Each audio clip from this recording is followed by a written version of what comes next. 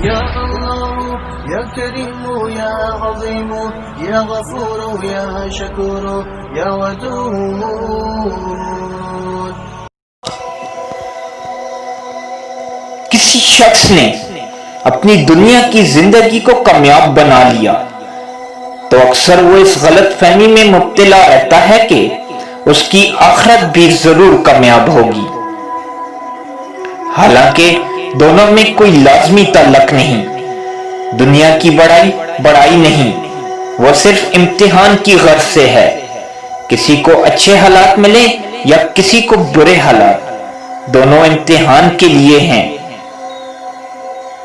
یہ آدمی کے جانچ کے پرچے ہیں، نہ کہ اس کے عمل کا انجام۔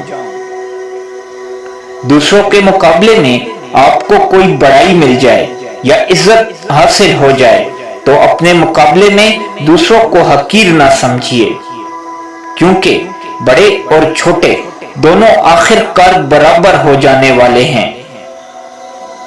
موت دونوں کو بالکل ایک سطح پر پہنچا دے گی۔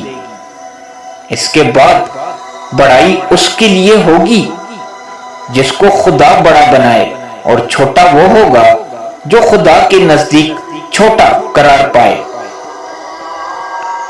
دنیا امتحان کی جگہ ہے، یہاں آدمی حق کا جھوٹا لبادہ اوڑھ کر اپنے کو اونچے مقام پر بٹھا لیتا ہے، مگر بہت جلد وہ وقت آنے والا ہے جبکہ پردے ہٹنے اور ہر آدمی اپنی اصل صورت میں سامنے آ جائے گا۔ اس وقت کتنے عزت والے ذلت کے گڑھے میں پڑے ہوئے دکھائی دیں گے، کتنے انصاف اور انسانیت کا نعرہ لگانے والے انصاف اور انسانیت کے قاتل قرار دیے جائیں گے، کتنے بہادری کا ٹائٹل لینے والے بزدلی کی کالک سے روسیاہ ہو رہے ہوں گے، کتنے سچائی پر فدا ہونے والے اس حال میں نظر آئیں گے گویا سچائی سے ان کا کوئی تعلق ہی نہ تھا۔